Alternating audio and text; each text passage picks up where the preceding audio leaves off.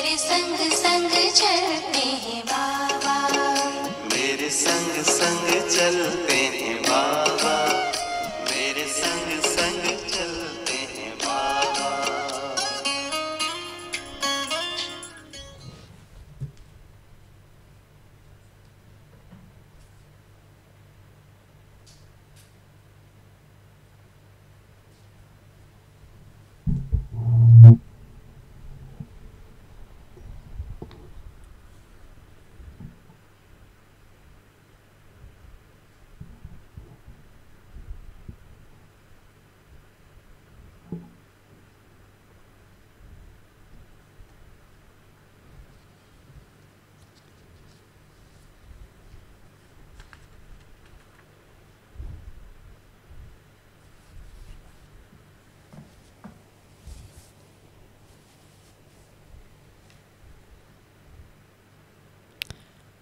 ओम शांति। कोई भी पढ़ाई अगर मनुष्य पढ़ता है तो उसका एम एंड ऑब्जेक्ट होता है कि इस पढ़ाई से इस लक्ष्य को मुझे प्राप्त करना है। हम बच्चों को बाबा भिन्न रूपों से इस पढ़ाई का लक्ष्य हम बच्चों को निर्धारित कर देते। तुम्हें कैसा और कौन सा लक्ष्य प्राप्त करना है। आज के महावाक्यों में बाबा ने, आज है 10 तारीख के महावाक्य, जिसमें बाबा ने कहा कि मीठे बच्चे, तुम इस पढ़ाई से अपने सुख धाम जानते हो। इस पढ़ाई से हम सुख धाम जाएंगे, वया शांति धाम। यही तुम्हारा एम ऑब्जेक्ट है, ये कभी नहीं भूलना चाहिए। स्टूडेंट को अगर लक्ष्य भूल जाता है तो अलबेला जीवन जीता है। वो पढ़ाई उचित समय अनुसार पूरे सब्जेक्ट्स को एक अच्छी तरह उसके साथ वफादारी करके वो पढ़ाई नहीं पढ़ता है।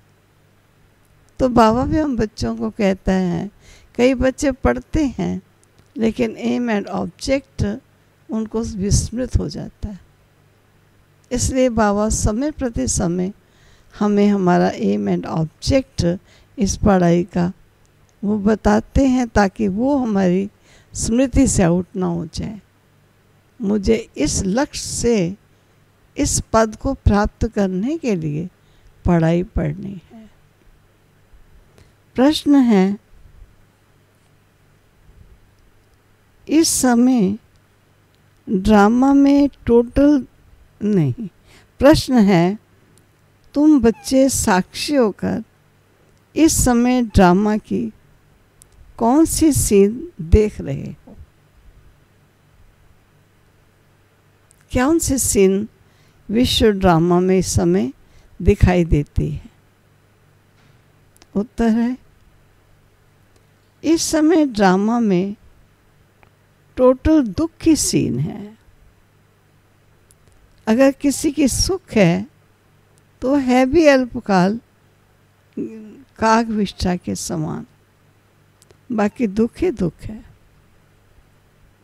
तुम बच्चे अभी रोशनी में आए हो, जानते हो सेकंड बाय सेकंड बेहद सृष्टि का चक्र फिरता रहता है। एक दिन न मिले दूसरे से। सारे दिन की एक्ट बदलती रहती है, नई सीन चलती रहती है। भले वो ज्यों का त्यों चल रहा है, लेकिन हमें प्रतिदिन नवीनता, प्रति क्षण नवीनता देखने में आती है। और सचमुच ड्रामा में दुख का सीन कैसा है। अभी 2-3 दिन हुए मैं किसी के मृत्यु पर गई। वो ऊपर रहते थे, ऊपर नहीं चढ़ पाई। मुझे नीचे ही बैठना है तो नीचे बैठी। नीचे कोई रहते थे, अंदर बिठा दिया। जिनके घर में गई वो स्वयं पुरुष बहुत बीमार थे, बड़े बुजुर्ग, ऐसे छड़ी रखी हुई है, बैठे, उनकी पत्नी अंदर लेटी है, बीमार है, स्वास्थ्य अच्छा नहीं जो उठकर बाहर भी आ सके। बहु देखा तो लकड़ी का ढांचा, बच्चों की सेवा शुश्रूषा कर रही है। तो टोटल घर का वातावरण देखा कितना ग्लूमी, कितना दुख और परेशानी का है। मैं समझती हूँ इस प्रकार दुख और परेशानी आज चारों तरफ फैलती जा रही है। बहुत जल्दी जल्दी वातावरण में तामसिकता आती जा रही है। और बाबा हम बच्चों को बताते हैं, आप बच्चे नित्य नई बदलती सीन देखते हो। हमेशा यही सीन देखते हुए समझते हैं जो कल था वो आज नहीं, और जो आज है वो कल नहीं होगा। एक एक क्षण भी बदली होता है, आजकल तो बहुत बड़ी बात है। ओम शांति, डबल ओम शांति। आज क्यों डबल ओम शांति बाबा ने की? एक बाप स्वधर्म में टिके हुए हैं। सदैव बाबा तो स्वधर्म की स्थिति में ही है। और दूसरा बच्चों को भी कहते हैं अपने स्वधर्म में टिको और बाप को याद करो। और कोई ऐसे कह ना सकेगा कि स्वधर्म में टिको। तुम बच्चों की बुद्धि में निश्चय है, निश्चय बुद्धि विजयंती, वे विजय पाएंगे। काहे की विजय पाएंगे? बाप के वर्षे की। स्वर्ग में जाना है, यह है बाप के वर्षे को विजय पाना। बाकी है पद के लिए पुरुषार्थ। स्वर्ग में जाना तो जरूर है, और बच्चे जानते हैं ये अच्छी दुनिया है, बहुत अथाह दुख आने वाले। ड्रामा के चक्र को भी तुम जानते हो। अनेक बार बाबा आया हुआ है पावन बनाने, और पावन बनाए सभी आत्माओं को मच्छरों दृश्य ले जाने, फिर खुद भी निर्वाण धाम में जाकर निवास करेंगे। बच्चे भी जाएंगे। तुम बच्चों को ये तो खुशी रहनी चाहिए, इस पढ़ाई से हम अपने सुख धाम जाएंगे वाया शांति धाम। ये है तुम्हारी एम ऑब्जेक्ट, ये भूलनी नहीं चाहिए। रोज रोज सुनते हो, समझते हो, हमको पति से पावन बनाने के लिए बाप पढ़ाते। पावन बनने का सहज उपाय बताते हैं, याद का। ये भी नई बात नहीं, लिखा हुआ है, भगवान ने राजयोग सिखाया। सिर्फ भूल ये कर दी है जो कृष्ण का नाम डाल दिया है। ऐसे भी नहीं कि बच्चों को जो नॉलेज मिल रही है वो गीता के सिवाय और कोई शास्त्र में होगी।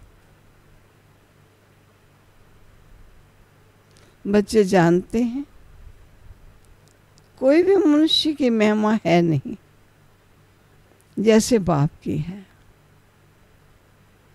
बाप ना आए तो सृष्टि का चक्र ही ना फिरे।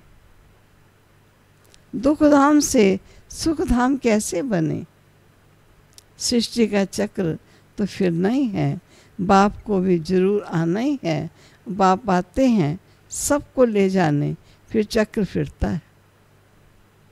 बाप ना आए तो कलयुग से सतयुग कैसे बने? बाकी ये बातें कोई शास्त्रों में नहीं है।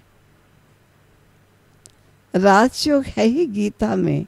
अगर समझें भगवान आबू में आया है तो एकदम भागे मिलने के लिए सन्यासी भी चाहते तो है ना कि भगवान से मिले।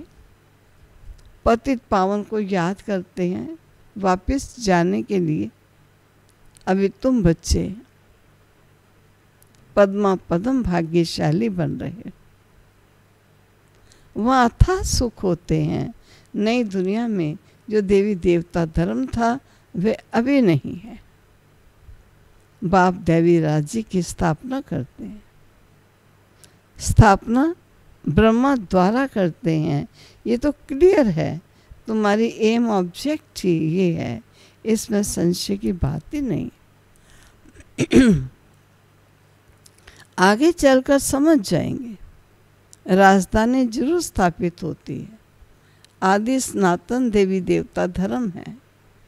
जब तुम स्वर्ग में रहते हो तो इनका नाम ही भारत रहता है, और फिर जब तुम नरक में आते हो तब हिंदुस्तान नाम पड़ता है। यहाँ कितना दुख ही दुख है। फिर ये सृष्टि बदलती है। फिर स्वर्ग में है सुखधाम, और स्वर्ग जिसको सुखधाम ही कहते हैं, और ये नॉलेज तुम बच्चों को है। दुनिया में मनुष्य कुछ नहीं जानते। बाबा खुद कहते हैं अभी है अंधियारी रात, रात में मनुष्य धक्के खाते रहते हैं, तुम बच्चे रोशनी में हो। ये भी साक्षी हो, बुद्धि में धारण करना है। सेकंड बाय सेकंड बेहद सृष्टि का चक्र फिरता रहता है। एक दिन न मिले दूसरे से, सारी दुनिया की एक्ट बदलती रहती है। नई सीन चलती रहती है। इसमें टोटल है ही दुख की सीन, और अगर सुख है तो भी काग विष्ठा के समान, बाकी दुख ही दुख है। इस जन्म में करके सुख होगा, फिर दूसरे जन्म में दुख। अब तुम बच्चों की बुद्धि में ये रहता है, अभी हम जाते हैं अपने घर में, इसमें मेहनत करनी है पावन बनने की। श्री श्री ने श्रीमत दी है श्री लक्ष्मी नारायण बनने की। बैरिस्टर मत देंगे बैरिस्टर भव। अब बाप भी कहते हैं श्रीमत से ये बनो। तो चित्र की तरफ बाबा इशारा कर रहे हैं लक्ष्मी नारायण। अपने से पूछना चाहिए मेरे में कोई अवगुण तो नहीं है। इस समय गाते भी हैं मुझ निर्गुण हारे में कोई गुण नहीं, आप पे ही तरस पे हो। तरस था रहम। बाबा कहते हैं बच्चे मैं तो किसी पर रहम करता ही नहीं हूँ। रहम तो हर एक को अपने पर करना है। ये ड्रामा बना हुआ है। बेरहमी रावण तुमको दुख में ले आता है। ये भी ड्रामा में नूंद है। इसमें रावण का भी कोई दोष नहीं। बाप आकर सिर्फ राय देते हैं, यही उनका रहम है। बाकी ये रावण राज्य तो फिर भी चलेगा। ड्रामा अनादि है। न रावण का दोष है न मनुष्यों का दोष। चक्र को फिरना ही। रावण से छुड़ाने के लिए बाबा युक्तियां बताते हैं। रावण मत पर तुम कितना पाप आत्मा बने। अभी पुरानी दुनिया है, फिर जरूर नई दुनिया आएगी। चक्र तो फिरेगा ना। साचों को फिर जरूर आना है। अभी है संगम युग। महाभारत लड़ाई भी इस समय की है। विनाश काले विपरीत बुद्धि विनिश्यन्ति। ये होने का है। और अब जयंती स्वर्ग के मालिक होंगे, बाकी सब होंगे ही नहीं। ये भी समझते हो पवित्र होने बिगर देवता बनना मुश्किल है। अब बाप से श्रीमत मिलती है। श्रेष्ठ देवता बनने की। ऐसी मत कभी मिल न सके। श्रीमत देने का उनका पाठ है भी संगम पर, और कोई में तो ये ज्ञान है ही नहीं। भक्ति माने ही भक्ति, उनको ज्ञान नहीं कहेंगे। रूहानी ज्ञान सागर रूह ही देते हैं, उनकी ही महिमा है ज्ञान का सागर, सुख का सागर। बाप पुरुषार्थ की युक्तियाँ तो बहुत बताते। ये ख्याल रखना चाहिए कि अभी फेल हुए तो कल्पांतर फेल होंगे, बहुत चोट लग जाएगी।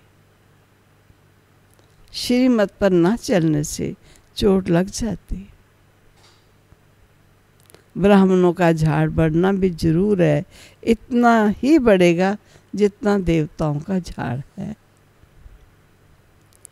तुमको पुरुषार्थ करना और कराना है। सैपलिंग लगती रहेगी, झाड़ बड़ा हो जाएगा, और तुम जानते हो अभी हमारा कल्याण हो रहा है।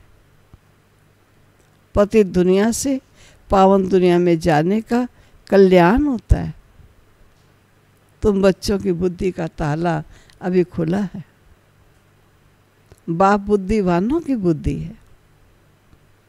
अभी तुम समझ रहे हो, फिर आगे चल देखना किस किस का ताला खुलता है। ये भी ड्रामा चलता है, फिर सतयुग से रिपीट होगा। लक्ष्मी नारायण जब तख्त पर बैठते हैं तब संवत शुरू होता है। तुम लिखते भी हो 1 से 1250 वर्ष तक स्वर्ग, कितना क्लियर है। कहानी है सत्यनारायण की, कथा अमरनाथ की है। तुम अभी सच्ची सच्ची अमरनाथ की कथा सुनते हो, उसका फिर गायन चलता है। त्योहार आदि सब इस समय के हैं। नंबर 1 पर्व है शिव बाबा की जयंती।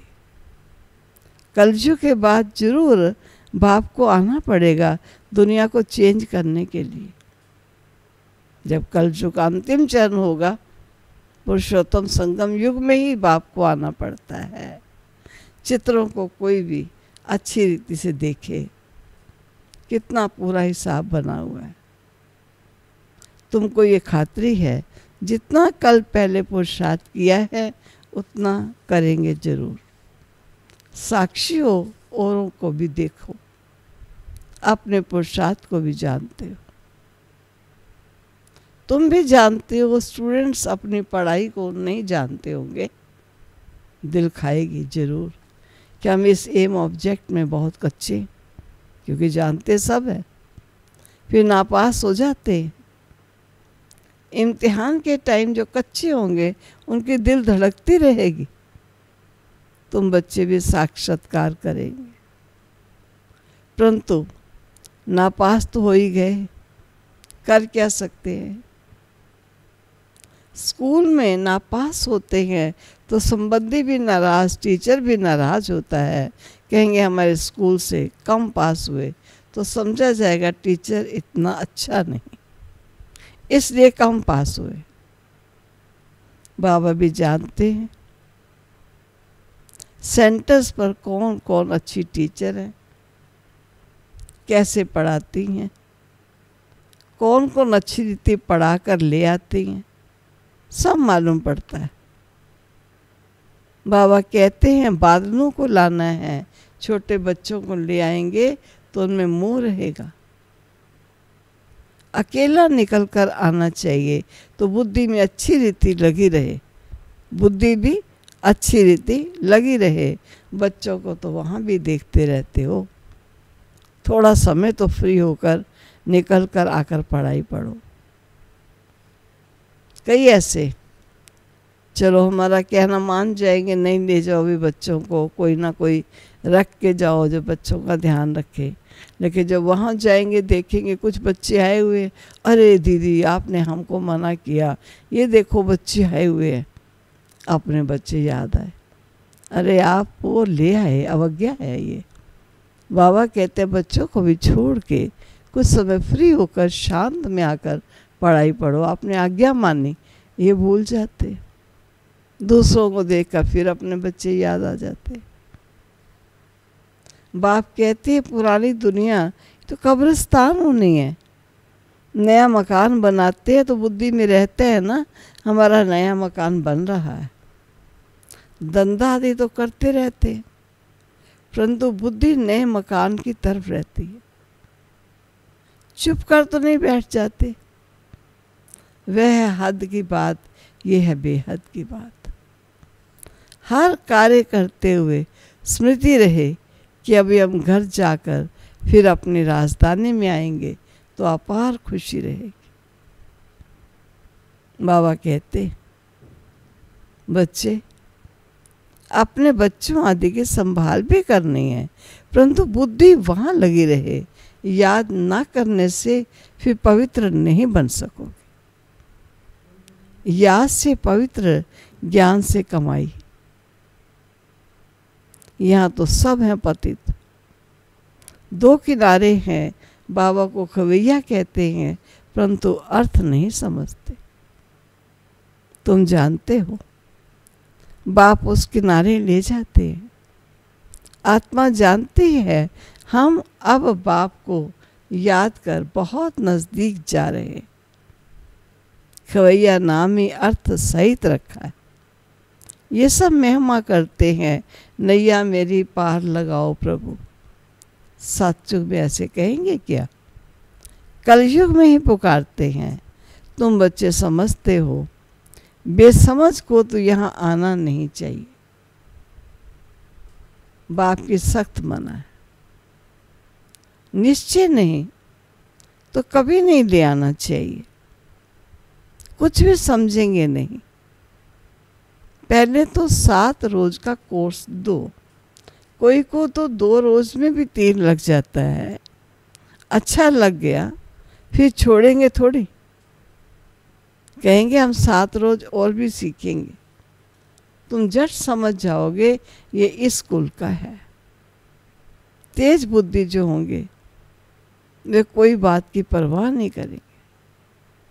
अच्छा एक नौकरी छूट जाएगी, दूसरी मिलेगी। बच्चे दिल वाले जो होते हैं उनकी नौकरी आदि छूटती भी नहीं, खुद ही वंडर खाते हैं। बच्चियां कहती हैं हमारे पति की बुद्धि को फेरो।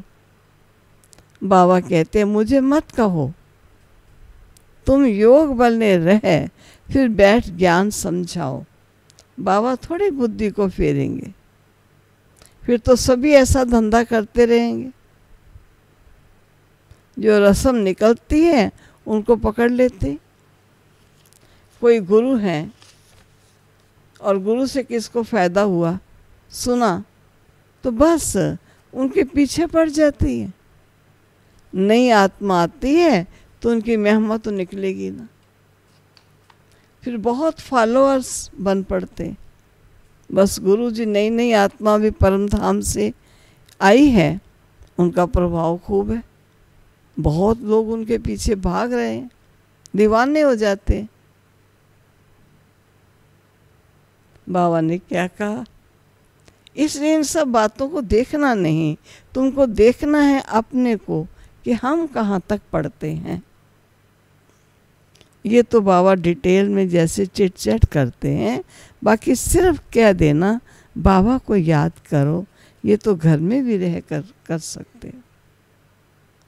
लेकिन ज्ञान का सागर है तो जरूर ज्ञान भी देंगे ना। ये है मुख्य बात, मन मना भव।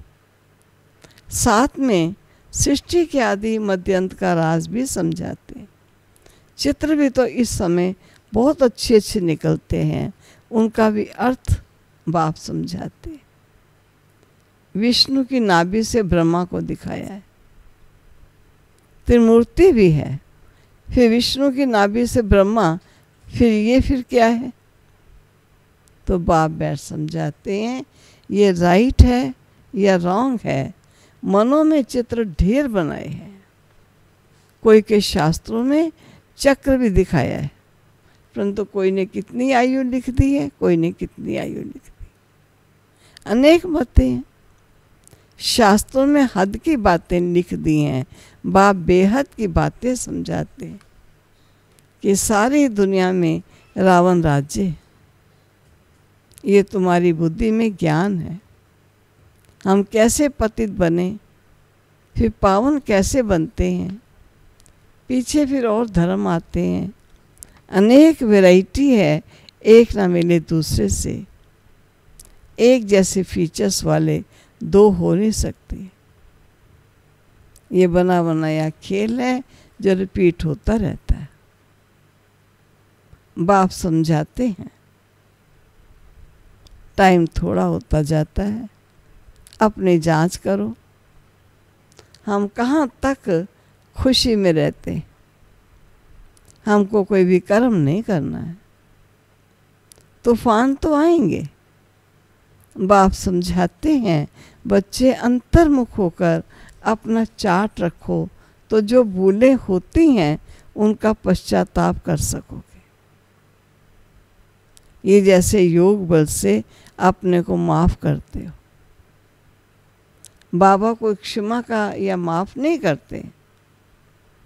ड्रामा में क्षमा अक्षर ही नहीं है। तुमको अपनी मेहनत करनी है। पापों का दंड मनुष्य खुद ही भोगते हैं, क्षमा की बात ही नहीं। बाप कहते हैं हर बात में मेहनत करो। बाप बैठ युक्ति बताते, आत्माओं को युक्ति बताते हैं। बाप को बुलाते हो पुराने रावण के देश में आओ, हम पतितों को आकर पावन बनाओ, परंतु मनुष्य समझते नहीं है। वह है आसुरी संप्रदाय और तुम हो ब्राह्मण संप्रदाय, दैवी संप्रदाय बन रहे हो।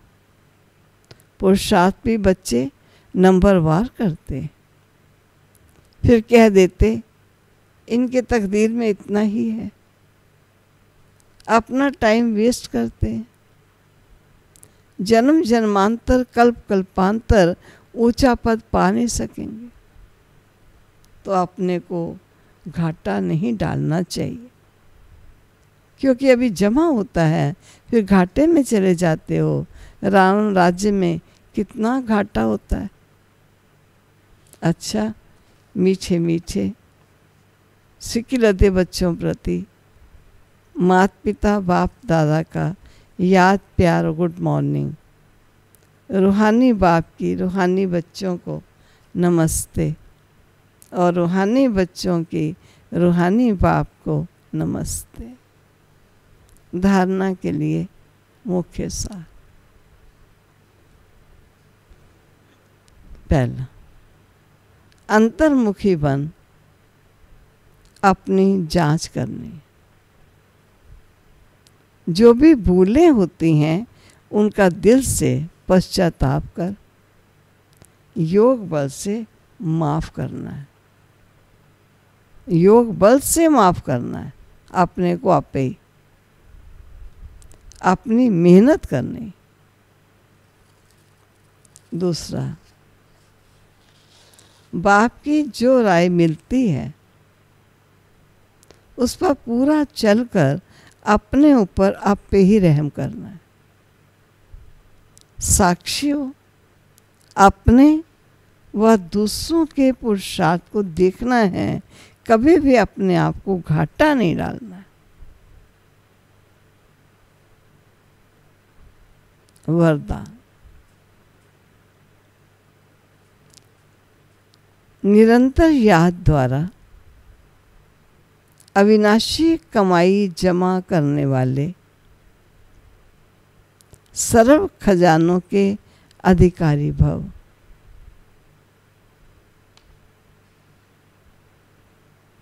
निरंतर याद द्वारा अविनाशी कमाई जमा करने वाले सर्व खजानों के अधिकारी भव। इसका स्पष्टीकरण बाबा ने क्या दिया है?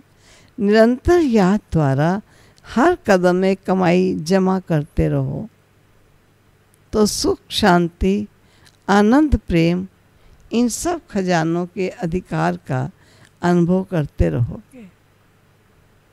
कोई कष्ट अनुभव नहीं होंगे। संगम पर ब्राह्मणों को कोई कष्ट हो नहीं सकता। यदि कोई कष्ट आता भी है तो बाबा की याद दिलाने के लिए आता है।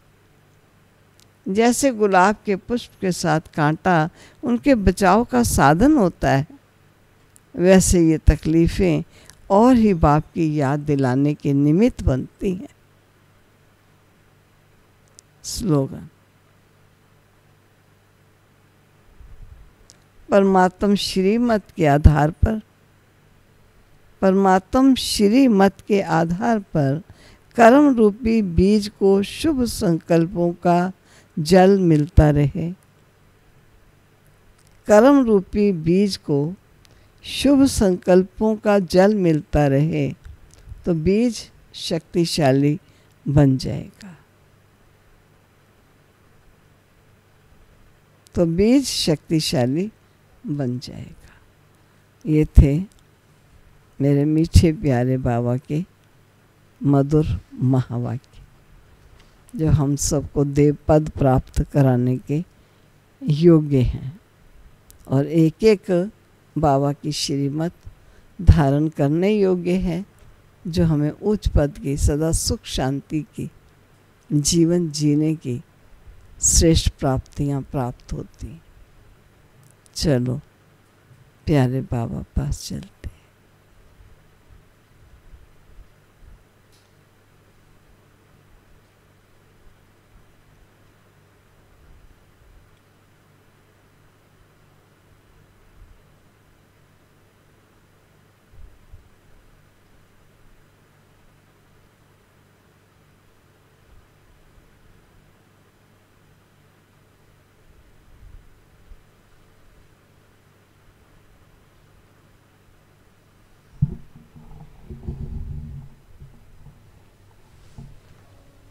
Every thought we create influences how we feel, radiates to the body.